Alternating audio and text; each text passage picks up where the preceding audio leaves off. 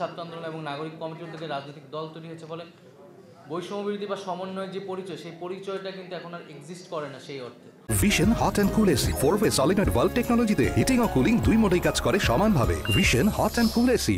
ফলে আইন শৃঙ্খলা বাহিনীর কাছে আমাদের থাকবে, যাতে এই পরিচয় ব্যবহার করে কেউ যদি অপকর্ম করে তারা তাদের আইন অনুযায়ী ব্যবস্থা নেবে। আর আরেকটা কি প্রশ্ন ছিল এখানে, যেটা তারুণ্য। আমাদের তো তারুণ্য নির্ভর দল, তারুণ্যকে আমরা শক্তি মনে করছি। আমরা মনে করি যে তারুণ্যের উপর বাংলাদেশের মানুষের সেই আস্থাটা আছে। বাংলাদেশের মানুষ নতুন নেতৃত্ব, তারুণ নেতৃত্ব দেখতে চায়।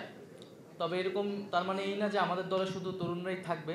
আমরা তরুণরা যারা আমরা সংগঠিত ছিলাম আন্দোলনের মাধ্যমে, আমরা আন্দোলন পরবর্তী সময়ে আমরা এক হতে পেরেছি, তারা আমরা এই দলটার যাত্রা শুরু করেছি। এবং আমাদের যাত্রাপথে আসলে সমাজের নানা শ্রেণী পেশার, নানা বয়সের মানুষরা এসে যুক্ত হবে। তাদের জন্য সেই সুযোগটি থাকবে, সেই স্পেসটি থাকবে। এবং আমরা মূলত আমাদের যে পরবর্তী সাংগঠনিক কার্যক্রম, সেখানে মূলত আমরা আগ্রহী হব, মনোযোগী হব।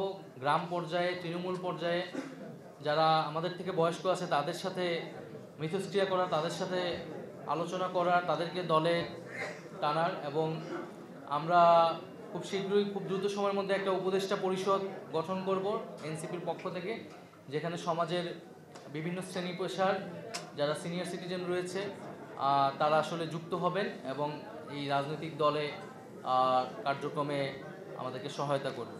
ধন্যবাদ।